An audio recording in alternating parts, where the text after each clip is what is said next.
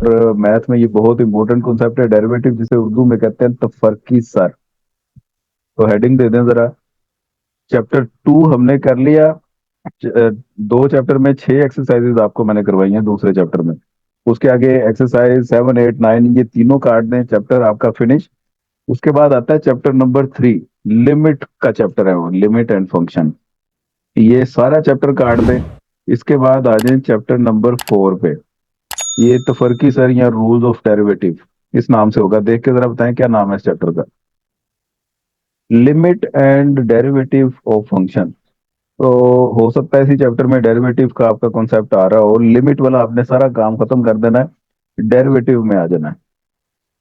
तो मैं direct derivative पे आ रहा हूँ।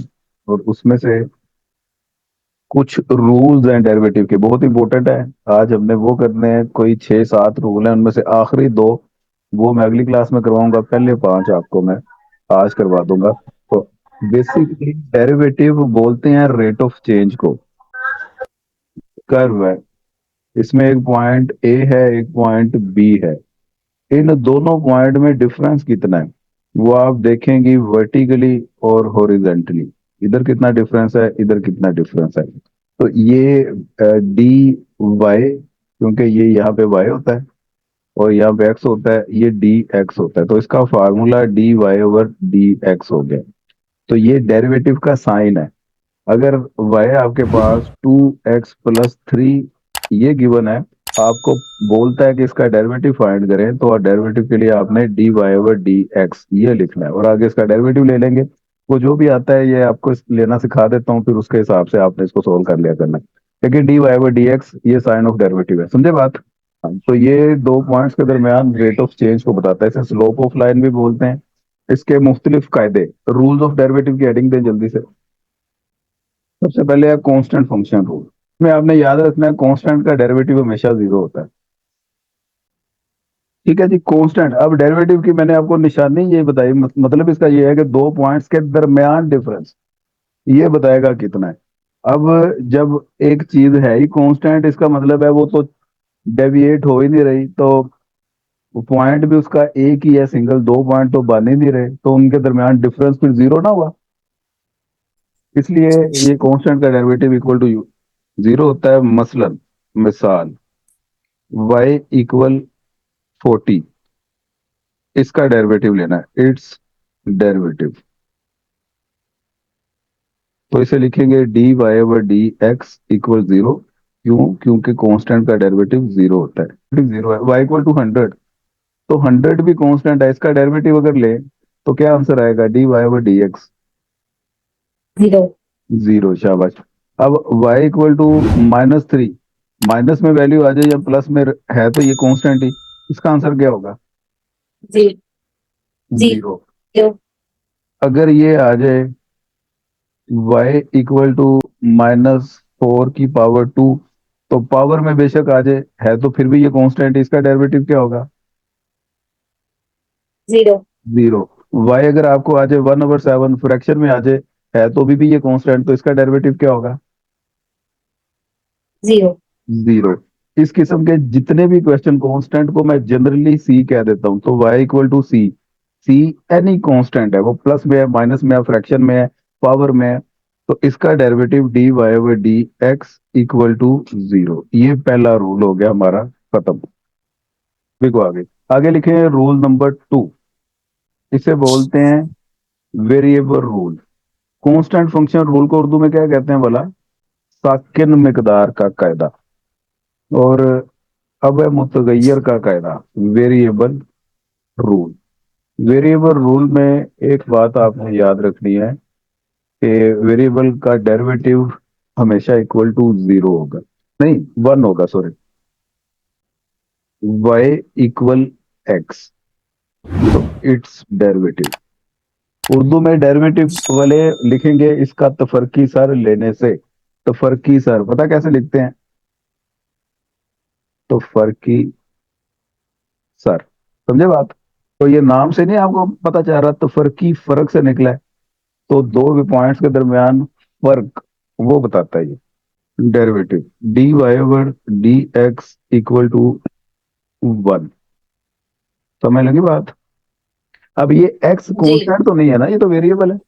एक और चीज यहाँ पे आपने जेन में रखनी है, y इक्वल टू 2x हो तो its derivative d Y over D x equal to coefficient है, ये शुरू में ऐसे ही आ जाएगा, डेरिवेटिव वेरिएबल का लेना है, तो 2 × 1 आंसर आ गया 2। समझ लग गई होगी बात। आगे यहाँ से 2 आया। आपने ये इस 2 को बोले ये कांस्टेंट है, तो कांस्टेंट का डेरिवेटिव 0 होता है, 0 × 1 वो तुसी 0 कर दोगे, गलत हो जाएगा। ये वेरिएबल के साथ जो कांस्टेंट होता है उसे कोफिशिएंट बोलते हैं। क्या बोलते हैं? कोफिशिएंट। और कोफिशिएंट हमेशा साथ ऐसे डेकोरेशन पीस के तौर पे लिखा जाता है, लेकिन डेरिवेटिव अंदर फंक्शन का लिया जाता है। हाँ, अगर ये साथ वेरिएबल ना होता तो फिर ये कांस्टेंट था, इसका डेरिवेटिव हमने 0 कर देना था, लेकिन साथ इसके जब वेरिएबल अटैच हो गया है तो अब ये अकेला नहीं है, अब साथ इसके फैमिली वाले मौजूद है जो इसको सपोर्ट कर रहे हैं। खबरदार किसी ने इसको 0 किया तो ये 2 एज इट आएगा, फंक्शन का डेरिवेटिव ले लेंगे आप 1, तो 2 × 1 इक्वल टू 2 हो जाएगा। आगे एक और एग्जांपल देखते हैं, y इक्वल टू, ये example 2 1 3, y equal to -3x, तो इसका डेरिवेटिव क्या होगा जी? -3 एज -3। इट 1, तो -3 आंसर आ गया। अब मेरा ख्याल समझ लग गई बात सभी। y इक्वल टू 1/7x, इसका डेरिवेटिव क्या होगा? 1/7। 1/7 ही। 1/7, शाबाश। D Y over D x equal 1/7 into 1/7 answer आ गया। तो ये वेरिएबल और कांस्टेंट रूल में किसी को कोई दिक्कत तो नहीं है? तो रूल नंबर 3 लिखे, पावर रूल देखें जरा, मैं डायरेक्ट आपको करके दिखाता हूँ। ये करके दिखाओ, ते वो करके दिखाओ। y equal to x square, अब पावर आ गई ऊपर, d Y over D x,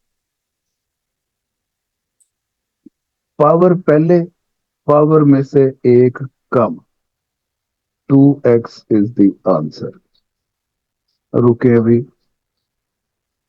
y equal to x cube, d Y over D x, power पहले, पावर में से एक कम, आंसर। अभी फिर रुके, y इक्वल टू -x⁻³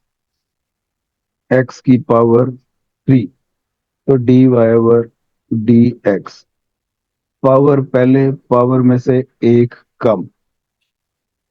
अभी भी नहीं समझ लगी तो ये lens, y equal to x⁻³ तो d Y over D x, -3 x⁻²।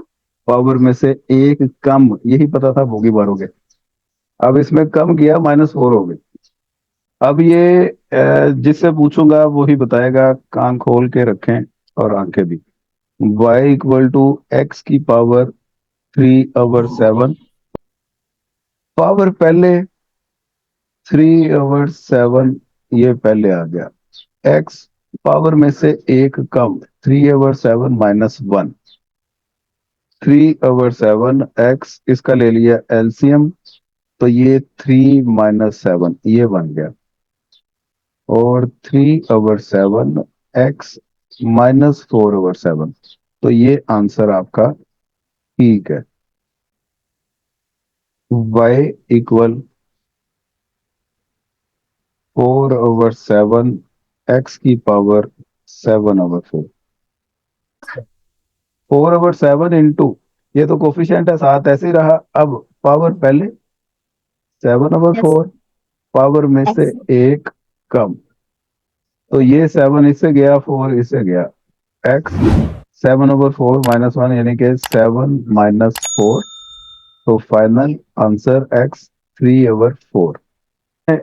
एक और मैं एग्जांपल लिखवा रहा हूँ, y इक्वल -1/x⁻², इसका क्या होगा डेरिवेटिव, कौन बता सकता है? ये पहले तो सबसे पहले ये देखें, 1/x² है, इसे -x⁻² लिख सकते हैं, ये भी डेरिवेटिव नहीं मैंने लिया, ये y ही है। भाई पावर नीचे प्लस में हो तो ऊपर जाके माइनस में हो जाती है, ऊपर वाली को उठा के नीचे लेके आए, तो वो प्लस में, या प्लस में है तो माइनस में हो जाएगी। पोजीशन चेंज करने से साइन चेंज हो जाता है।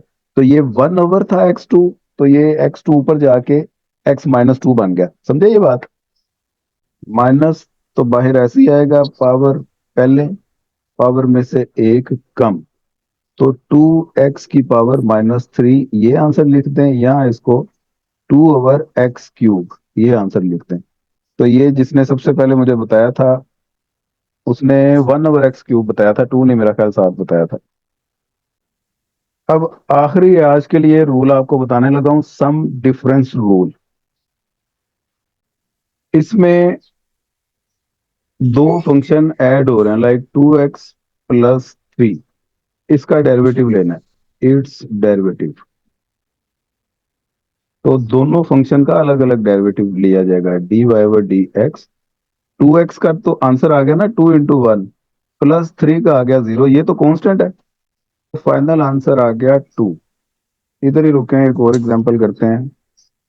y = 3x² - 7, चलो -7x कर लेते हैं, तो dy/dx 6x - 7, ये आ गया फाइनल आंसर।